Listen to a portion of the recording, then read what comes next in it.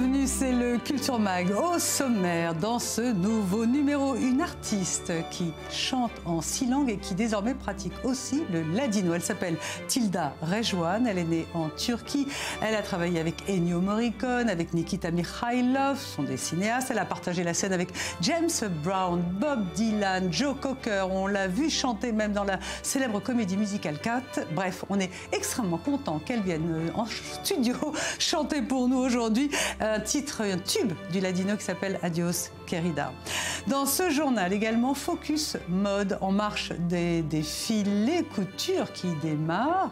Eh bien, les grandes marques présentent leur campagne de pub. Et surprise, cette saison, le luxe fait appel aux plus grands réalisateurs ciné. C'est ce qu'on va vous expliquer. Et puis, nous irons en Israël, précisément à Tel Aviv. En été, le phénomène est encore plus frappant. La ville blanche compte de plus en plus de chiens. Pourquoi ?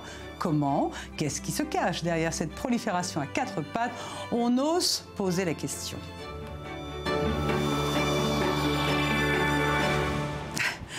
Voilà, merci d'être avec nous sur i24 News. C'est l'été, les marques de mode sortent leur campagne pour l'hiver prochain. Et aux surprises, les stars, les people, le glamour, eh bien, ils sont derrière la caméra et non plus devant.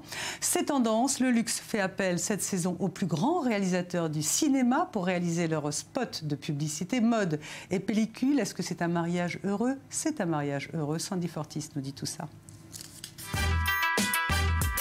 La mode au masculin est à l'honneur, Paris est en pleine Fashion Week et en marge des défilés, des surprises sont évidemment au programme, comme la dernière campagne de pub de Kenzo.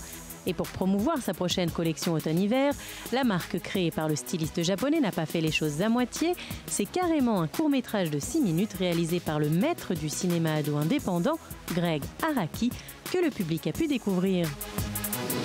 Réalisateur culte, adulé depuis sa Teen Apocalypse Trilogy dans les années 90, Gregg Araki a conservé sa touche série B trash.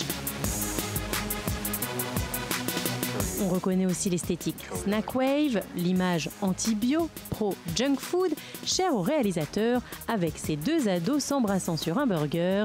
Une campagne des moins traditionnelles, même si les personnages du court-métrage sont incarnés par les égéries de l'automne 2015 de la marque. Malgré cette touche d'originalité, Kenzo n'est pas la première marque à faire appel à un réalisateur de cinéma pour une campagne de pub. Déjà en 2010, la maison Dior choisissait John Cameron Mitchell pour sublimer son égérie Marion Cotillard dans Lady Grey London.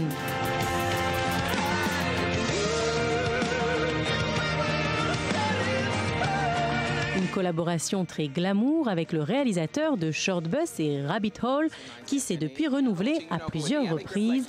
En 2011, toujours avec Marion Cotillard pour le spot L.A.D. Dior.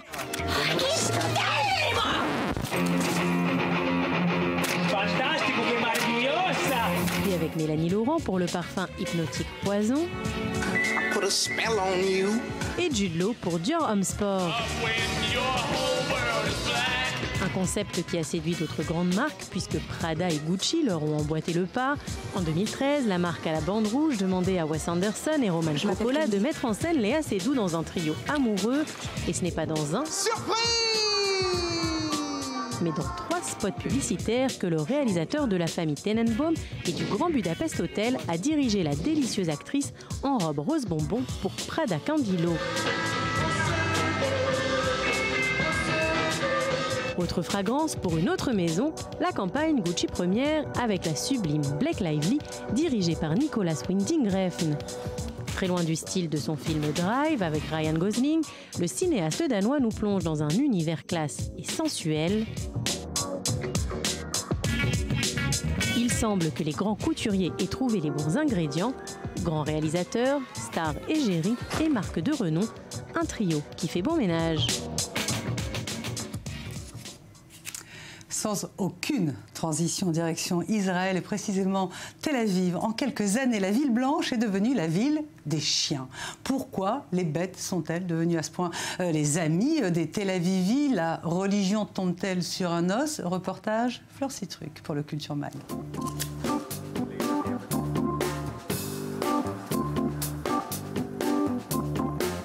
30 ans, la population de chiens a triplé à Tel Aviv, alors que pendant la même période, le nombre d'habitants n'augmentait que de 10%. Dans certains quartiers, jeunes et branchés comme à Florentine, on compte jusque 5000 chiens au kilomètre carré. Fooding, habillement, dog-sitter, taxi et même télé pour chiens.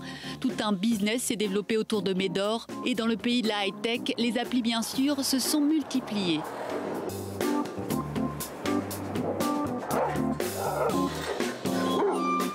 Tel Aviv compte plus de 60 parcs réservés aux chiens. La ville s'affiche résolument dog-friendly. Proportionnellement à la population, il y a 20 fois plus de parcs pour chiens à Tel Aviv qu'à New York ou Los Angeles. Et regardez là, on se trouve à la fourrière municipale. Près de 1000 chiens passent ici chaque année. Et nous avons une politique de no-kill. Aucun chien n'est piqué. Certains restent parfois ici 1 an ou 2 jusqu'à ce qu'on leur trouve un foyer. Tel Aviv est sans doute le seul endroit au monde où des chiens sont admis dans un centre commercial, ont leur propre plage et bénéficient même de traitements de médecine douce. Kelev, un pointer de 13 ans, était paralysé suite à une chute de 4 étages. Généralement, les gens qui utilisent la médecine holistique pour eux-mêmes en connaissent les bienfaits et ils veulent en faire bénéficier leurs animaux domestiques. Bon, en plus, dans le cas de Kelev, la médecine classique n'a pas pu l'aider alors qu'il était paralysé pendant 2 semaines. Des amis à 4 pattes chouchoutés. Pourtant, chiens et traditions juives n'ont pas toujours fait bon ménage. Une fois de plus, Tel Aviv fait figure d'exception en Israël. La plupart des jeunes en Israël viennent vivre à Tel Aviv pour au moins quelques années et là ils essaient de développer un style de vie plus en phase avec le monde global. Ils veulent profiter de l'instant présent, vivre au jour le jour, loin de l'engagement qui est requis par la société israélienne et ses idéaux nationalistes. Le chien est un accessoire de ce mode de vie plus individualiste. Et selon une étude menée par l'université de Tel Aviv, les propriétaires de chiens, bien obligés de sortir Rex, connaissent mieux du coup leur quartier et ses habitants. Complètement has-been les sites de rencontres. Aujourd'hui, pour briser la glace à Tel Aviv, rien ne vaut un petit carlin ou un labrador. À suivre, une artiste en studio, elle va être là juste après le highlight. Elle s'appelle Tilda Rejwan, elle va chanter en ladino Adios Querida. Mais tout de suite, le highlight du jour, place au chapeau, David Gombin.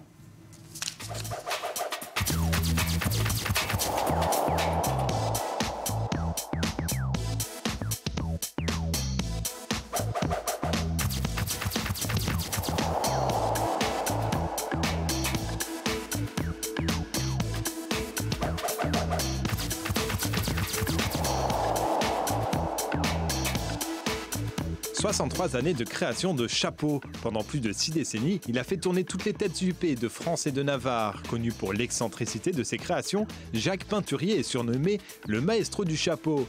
Dès le début des années 50, il innove en inventant la voilette en 2001. En 1968, il ouvre son propre atelier parisien et travaille autant pour des clientes fortunées que pour des grandes marques de haute couture.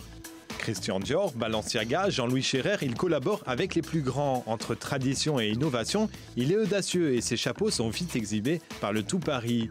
En 2013, il part à la retraite et lègue sa collection à la Chapellerie, l'atelier musée du chapeau de Chazelles-sur-Lyon.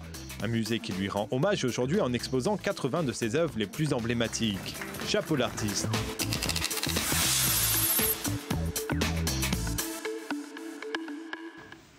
Voilà, et des chapeaux, on passe au studio musique du Culture Mag. On est très content de vous faire découvrir une chanteuse. Elle s'appelle Tilda Rejwan. Bonjour, merci beaucoup d'être avec nous. Elle est née en Turquie, elle vit désormais en Israël. Elle a fait sa carrière en France, aux États-Unis, en Suisse. Vous avez chanté pour Francis Lay, pour Ennio Morricone, pour Nikita Mikhailov. Et maintenant, vous chantez en ladino. Merci encore.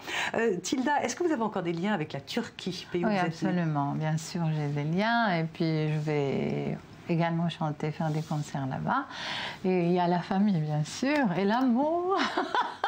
L'amour de l'enfance, il y a rien à faire. Je lisais dans votre biographie que vous parlez 6 langues, parce que vous chantez l'amour. Quelle est la langue qui est la plus adaptée pour chanter l'amour ?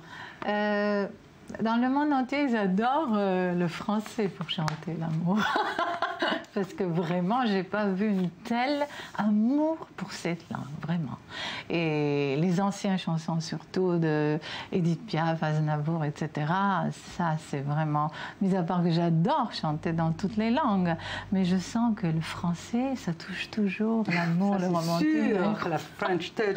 Et Tilda, vous avez notamment collaboré avec des réalisateurs de cinéma. Comment vous avez à la fois chanté pour Ennio Morricone, La cage aux folles numéro 3, Nikita Mikhailov, qui est un peu plus différent, on va dire. D'où ça vient ce spectre, ces extrêmes-là? Voilà, j'ai commencé avec Francis Lay, j'avais 18-19 ans, si vous voulez, et là on avait fait toutes les chansons d'un film pour enfants, et j'avais fait en 6 langues différentes, sur les langues que je parle également, et c'était parti pour les enfants, parce que ça parle de Noël, etc. Et ensuite j'ai reçu un appel de Ennio Morricone par lui-même, tout simplement. Il était en train de faire La cage aux folles numéro 3, il a demandé, il a dit jusqu'à maintenant, on n'a pas chanté dans Les cages aux folles, mais là, j'aimerais mettre votre voix. Là, c'était génial. Donc, c'était Ennio Morricone.